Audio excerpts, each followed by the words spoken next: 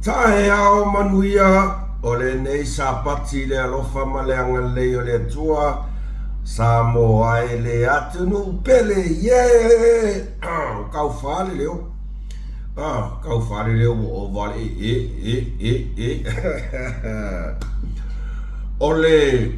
o le aso le nei o le atara se furulua i le asa i nei malaka Malaysia o rona uinga o le ata fo i le lima i nai New Zealand o Samoa ia ma Australia ma nisi lava vaenga o le nei ke lope o lo o tau ma futa mai ai e faisina ta ua ma ta upule o ngofo wafa pia e ma ngaia le mea lea e kakau o na whaatino i te tonu o si o mātou i tumaro oi o whaasale angarua o ngofale mo mawhauwhau o te whawhetai fo i talo sanga ma whina ngalo whaalio nisi o woma o i lātou e langolongo ina e iai tūlanga i o whailonga maualulunga i tu ainga mea whapene ua tara noa mai a tia ma whapea mai mos e kawa e whai mea leo i tumaro o le manuia leo le tumaro whea o leo ia o na whaasoa ia lea whaasoa i lea e ala i le ngase a malo le sa tupu mai tono si o mātou tumaro o lea ke e whaipule ave ele whaipule i le whaamasinonga a ele o le whina ngalo le nā a le tumaro o ngofo nge mo koe wawa ai mo koe wa i idisa o e kau ango whaipule whasa le angarua a ami mai au kera whaipule ia whatalo whatupa i malu sa tātua tunu Samoa le aulongolango tato ainga whatuatua le tua Samoa tasi ia o ta mamatina matua la inga sale vi e kopea kuarkako mka upulea o nga elo kwa kongwa e o nga whaasa lele angalua po fea lava o le nei ke lope o le a e maua mai ai le tatou whasoa lea o le whasoa lea watu i tama whanau a si o tatou tumaro e patino le lei i lo tatou i tumaro so share atu tatou whasoa like share and subscribe like share and subscribe o me tau pulo tu whita noi e wheu whea koe le umia mana tuale ngase a malo le sa tupu mai tonu o so matou tumaro ua iai whewesi inga ua iai foi au kuku isu o sa ilele o li mongi e fong koe ua kau kuku isu wheanga le kau whai e whaleanga le matou tumaro ma o se taimi mua ua tupu e se mea whapea e te tonu o le matou tumaro ele i aingi mea whapea sa tupu mai i taimi o tofi lau o le taimi o matau tia sae o si o grandfather o le taimi o tofi lau o ai foi le ingoa o ai foi le suafa o le si foi fai pule so matou tumaro ele ini mena tupo whapena ai o mea maka o kia i o whapea o ka uwalea i fuan mako i kumano tato tala noa whasal mausau i le au ngā o mea ia na tupo mai e maua ai se manuia o whasale angalua o ngofua mo maho whawhapea o ngase a malo ia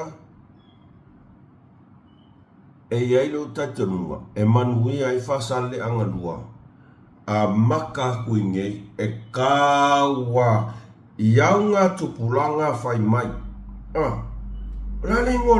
lani ngole mea o ngofula mo mafo whawhapea o le wheloa inga le a whasale angalua ma le fionga i palmia ma le whainga malo tele tala tangata sa whai e whai mai e a mama ai masi lava le au loko leanga. Masi lava le au loko leanga. Ai ke ua ngofo o mafau ini mea lelei e whanau mai i le ngase a malo lea.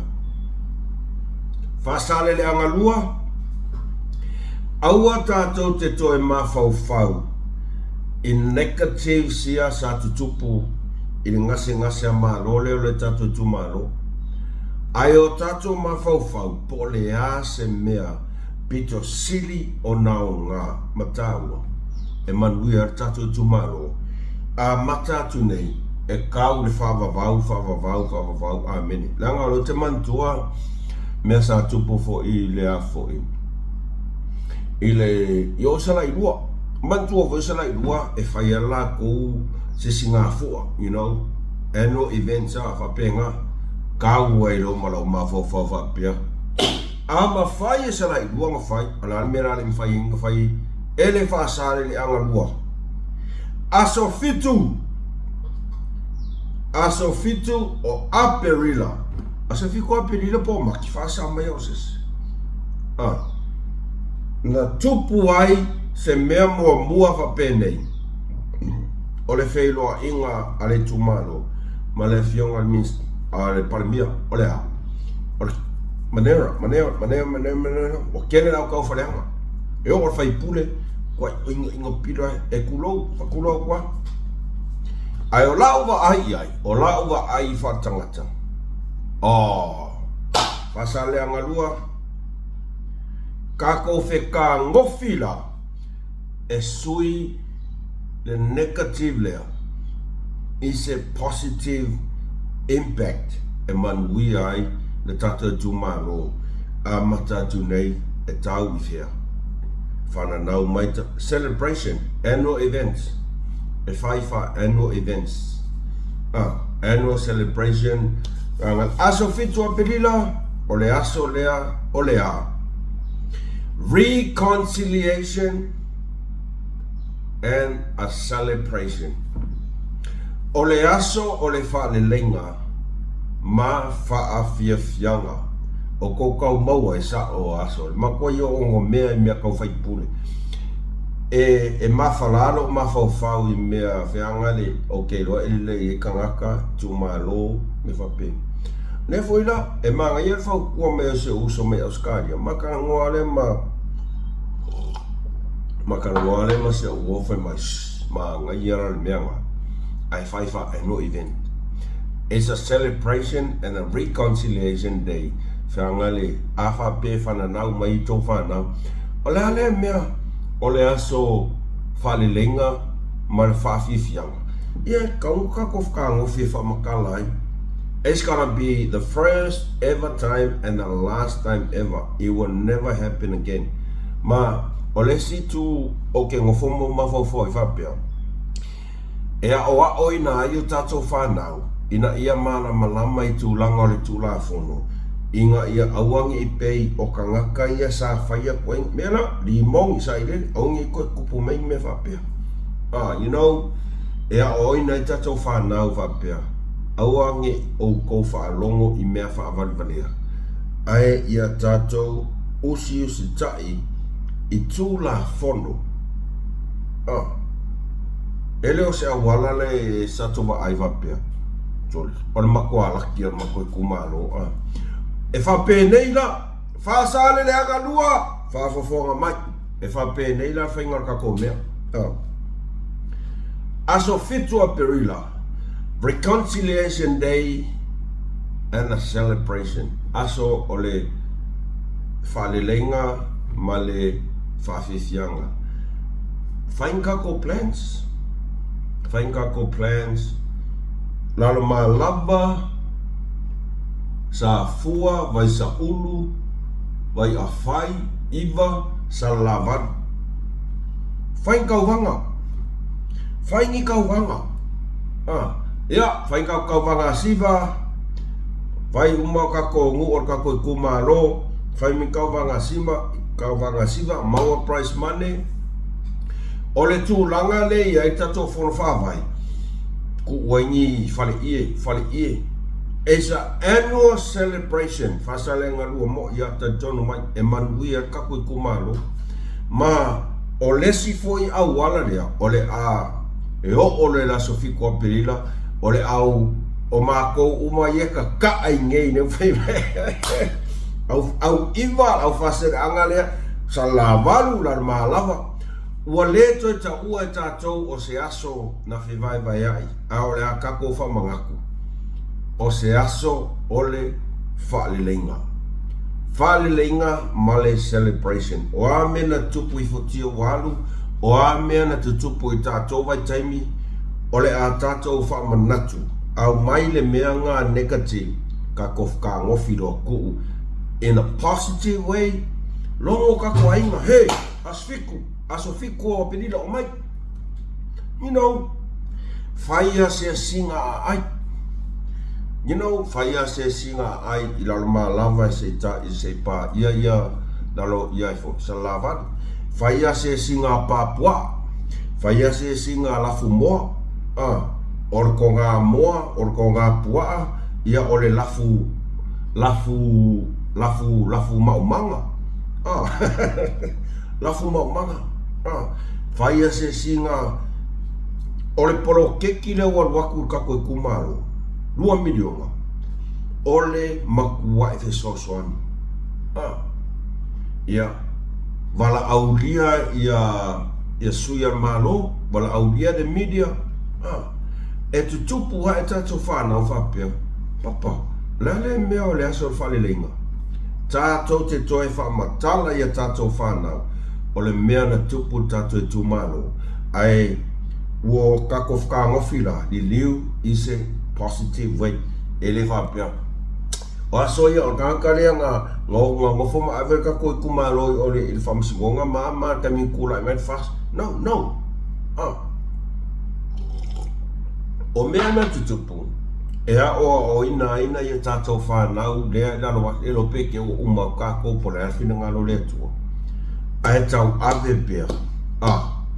O le a, ia whaikau wanga sasa, whaikau wanga siva, i lumo al whangu whawai, celebration, pe lua pe kolu aso, wala aulia, ia le po aila tu la ima e vempale mia na, sui al maro, wala aulia le media, whasala lau, o mai lau whasala anga.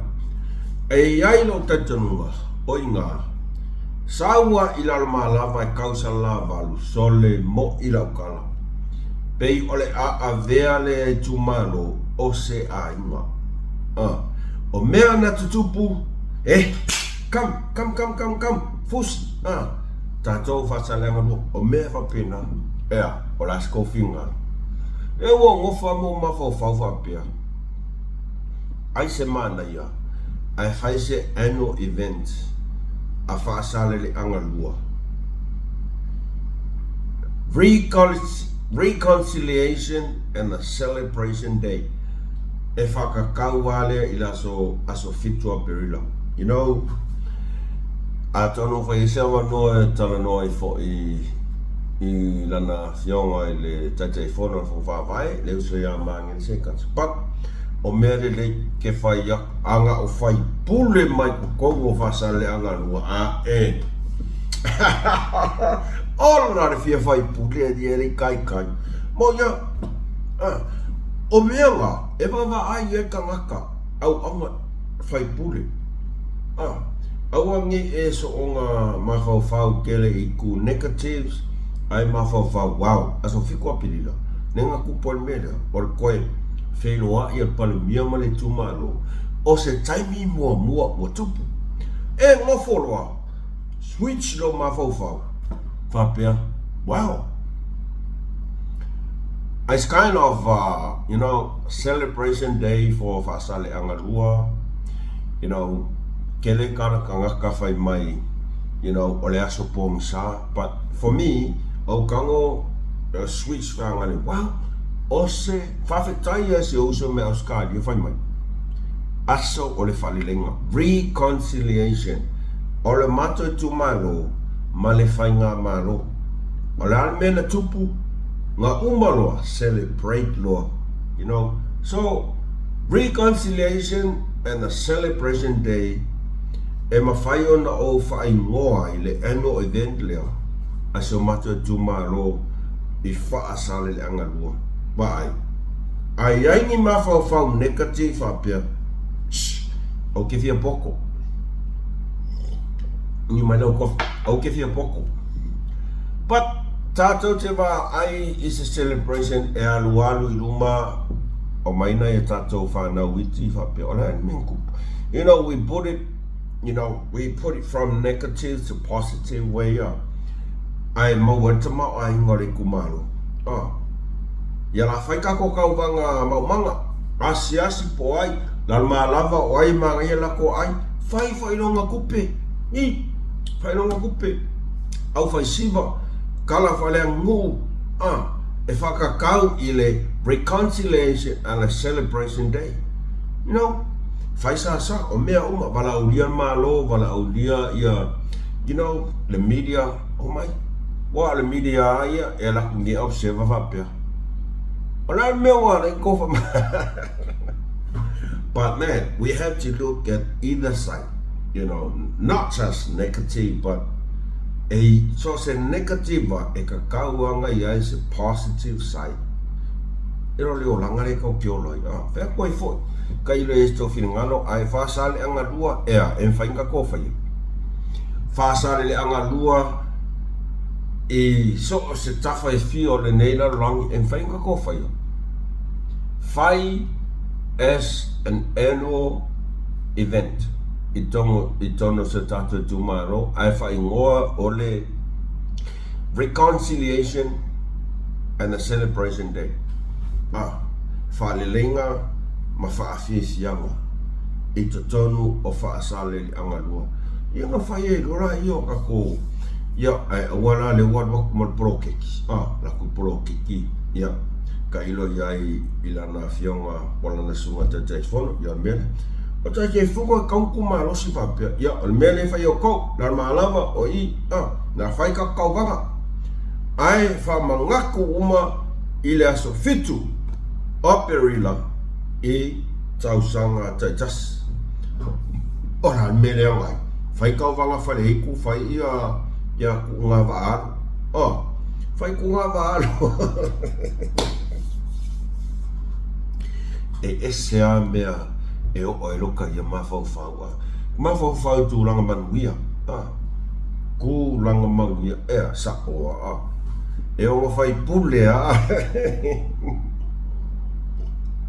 No, tātou sila i tu langa whapena. Whasale anga lua. A whape tau ma tōwhina ngalu. O le makua, i la uwa ai mamau. Oka se manga ia. Kako ku whakasi e whamanatu le aso fitu, e le o se aso o whapea. Ai, tātou whamanatu o se aso o le whaalelenga, male whaafiafianga. Aso fiafia, it's just like Christmas to us, I whasaleanga lua, it's just like a Christmas, you know, decorate the house, whaikauwanga, o nu umai tonu tumalo, whaikauwanga, you know, o a mea to te fuafua I whaalelei, Kapea ia o kauwanga kawale, no.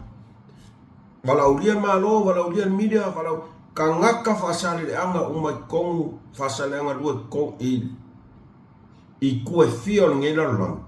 O mai, o le almerunga, sa saa tu le manuia, e le ngata e tatu tumaro. Au le tunu. Whea koe fo. Ia ke fuko wapes, makwa o warhia poko laiki. No, o ngofomo mawhawhau I whapena. O ngofomo whapea. Fefe, ai, o te muse whaelo atu se awora whai mai asi kama whai mai ia. A o rona nau ta ingana, e ke lelonga maamalama I mea kau development, e whaisinga maurunga o lona. Ia leo whaasoa mai whapea. Kangoloi whaasoa ako. Mangele se kati martato whono whaavai.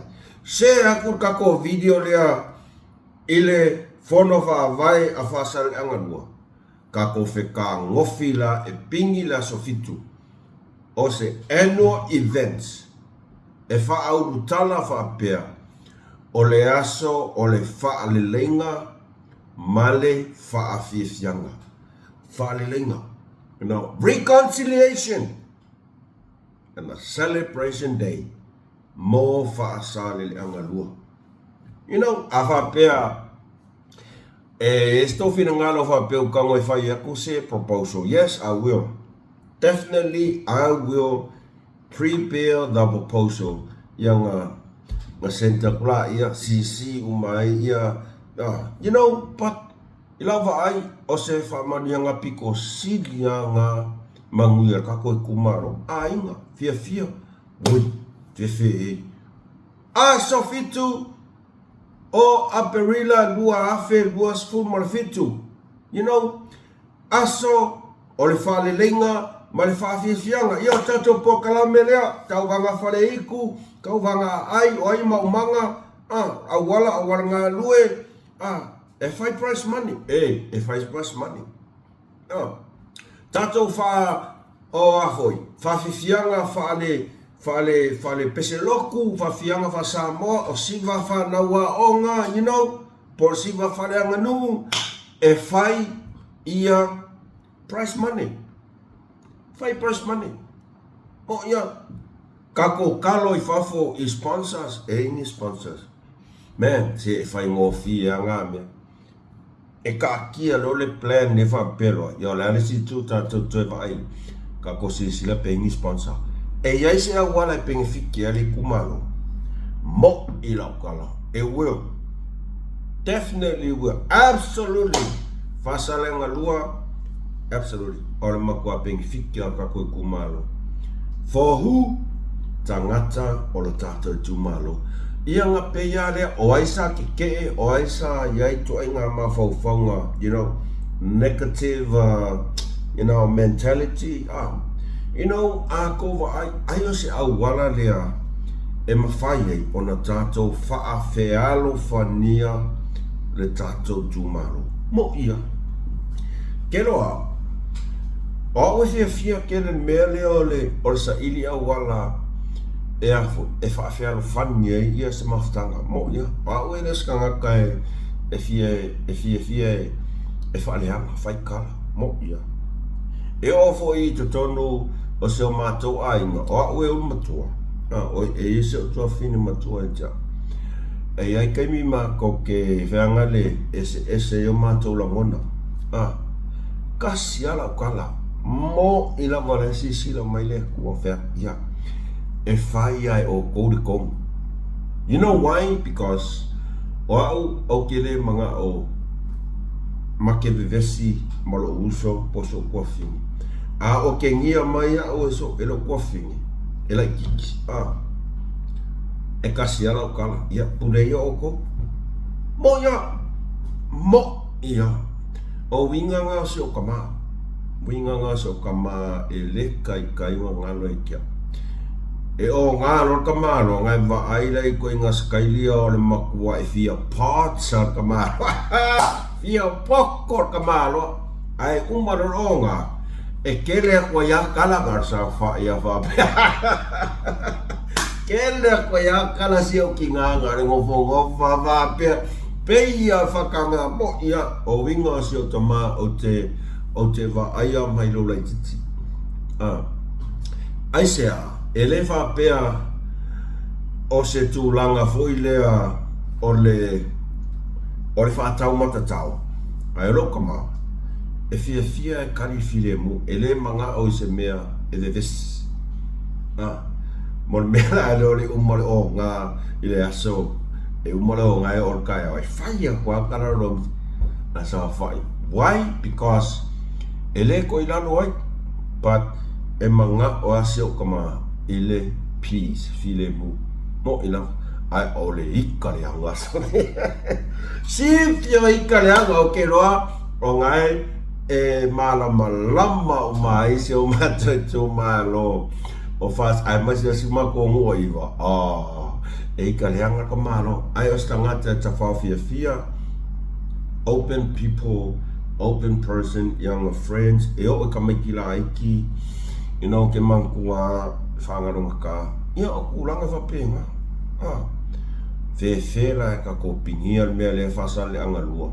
le asta fina ngana fai ma so fa pitoa a wa se manuia o lo tato I tu malo halu wala ye uma kulo kako ia ayo mai na tato fana witch la ele me aso fa le lenga ma fa fifianga ia o me sa tupu first and the last even thing happen I kokongor kako I kumalo mai ile tausanga lua afe lua sifuru maleono ia le lope ke o aku tausanga lua afe lima sifuru 20 years later ai tu fesili ai na ia tato whana o a menkupu ia menga kupu mai la aso ia ka o kuai o ai sa fai pure o ai sa o mena tupu le wa vea maso fa pitoa mo se o tato tu malo ver kwai fo ver kwai fo esa ofika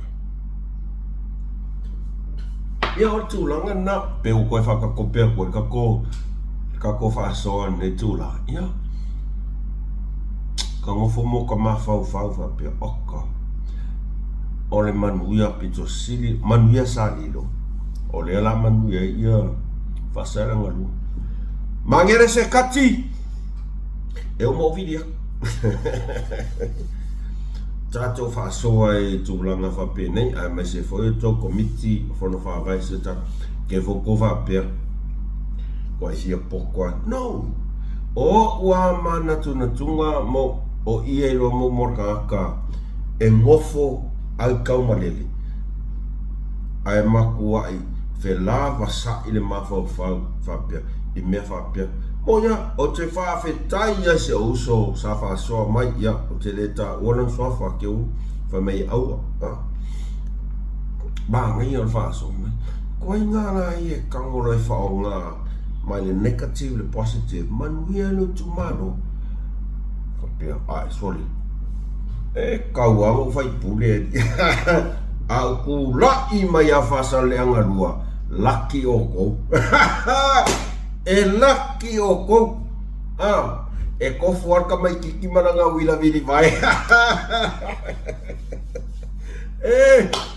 e sa ole pese dream ia na i mawhauwhaunga but man o ngofo mwa aisa tumaro ele ngata I whasaleanga lua ia maseo mata tumaro ngangai fumongo lua esele kele o ka mawhauwhaunga whaanga le ka kengu whaupio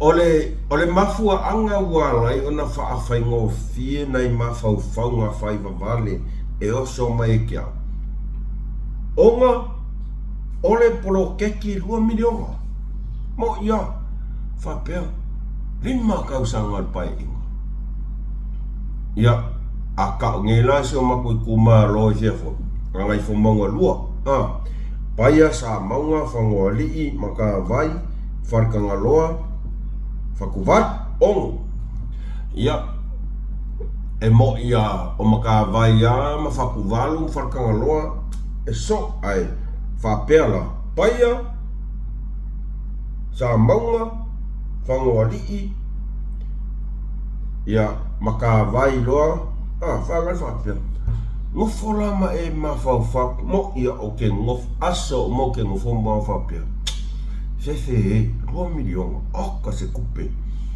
ile pae inga ile kausanga 2 milionga kausanga ai mawhauwhau ke loa ia ilo va ai a sa maunga leanga nga o ngofo fo sa maunga self friend ma o nga report mo ke ola mo ka ele vaile le kua malai le kua sa mo e alu ki whako I la lole mea so le whapea so o mai le au wala si male sau le vai o whangoa li I lalo le maunga o mai koe alu wan so o mai da kau le vainga sa maunga oka e makau tia fai se si kepu veanga le whale ia ka ilo iai ke le koe o ia langan mea o mai kau inga ko si sina e whangoa I melo ai oka se au lele wa sa warka vale o kau I le vai ia ole o kua inga whapenga ke ngofoma ma whauwhau ai ia o paia o paia o mea na tutupu ai tala tuu ale tato tunu fai mai alea o le anga I fea le anga le au sa le au sa ai fai fale lei as a global makaanga koe au mai kala anga ole afu o le anga a mai kala anga ku fai fafo I le lalolangi a ko you know afa pe yes tangata you know e malama I tala anga o le anga fai le kuskusinga you know fai kulunga website fasala lau le lalolangi a ko koe fai le leile au wala I kau le o ke le io o au ia le anga o le ausa. But there is a history, there is a story behind this yanga. We never know, we don't know what is this yanga is all about. Kau ke le mamlama le history le hanga. Pau kanga kai mamlama history le hanga. Kanga ka paya. Lan me kong fai fa le hanga. Well, ole ala mangia foi nga o pai ala ko you know I go under the village you know alu lalo le pura nga ni fai pura aki nga ila ku na ngo fai si le fa fo ngo ka ai I fe fo I pai ka ngoro ka pi aso aso yo ka ki ko primary school o kai pai sa kel fai ka ro ka pi lua ka sanga ka wai o la ku ro wan samo ora le sa o saula fa causa o pala mengo sa fa cau isa foku le faro o saulo o oso mai le au wala le sa mai nga sa foku kau pa yo ia o kusa ke enta mai o au ke exit lai I alu sa mo ila kala o kanga pu e video maka le anga a wala porque no kim no but sa fa tino nga wenga sa fa ya wala ka o ola ya o meanga al fai pule rai au ile ama ko sama ngai kanga pu fa o ngofa fa pe fefe ai ka ko fe ka ngofi fai se fe soka ingo pai ma sa monga iko ai nga au wala ia mamoli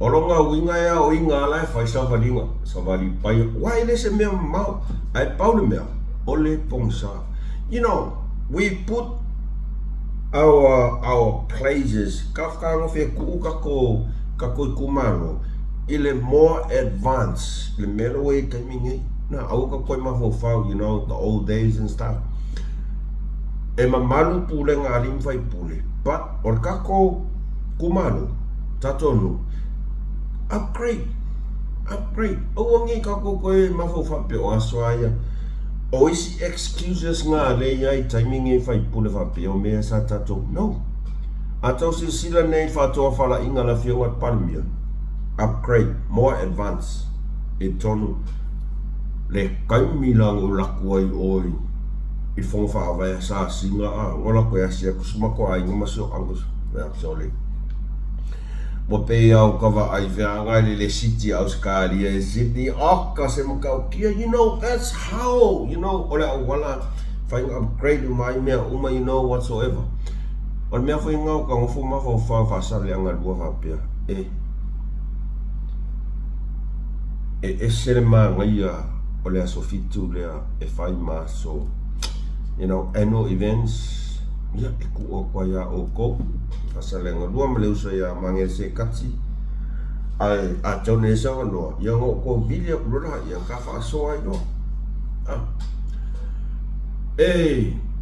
sa o le lo policy se la ka usanga wo para mia le kuangai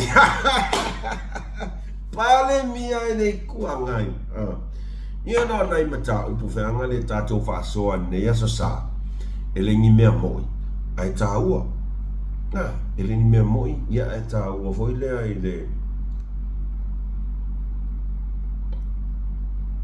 e tā ua foi lea ma ia kofi mo umar kofi tā ua foi ia wa foi ia ai whais tō whina ngaro tō whina ngaro wha ia ora ngā pau ngā kak whaasoa ngai aso ngofo e sa o ale me or mele ya a pisi nga luenga ua complain. Ai ale ai fo se me ua fai le aso. Ua complain fo ia le fo pia kun faso. O kai o kako wanga Samoa. Kako ko so le aso marolo ka o ma person. Po me na fai se. Complain fo. Ai pisi fo ngaluenga. Ua complain fo. O le mea lea. O a mea ua au mai I le aso ma le aso. Tato fia. Rafa a fetaki. Alofa tele atu mo. Don't like, share, subscribe kako jano maya mus. Male fasoa. Malaysia. I think ele statu fasoa le asa tai au. Se aton wa se mafau pea. Olo. Kosi sila mai. Wee! Wee! Wa uma le la api le wa vai. Uma api kusa wa uma le. Ale fa ka maka ile. Ele fa pe ke oso mai lunga I pange o me pes no. You have to sit down. Plan kusiau, you gotta look at from the basics until the advanced or elite thinking. Alofa tele atu mo o tau. Like, share, subscribe kako jano. Manu ia tele la sa pati. Fa sa ifua.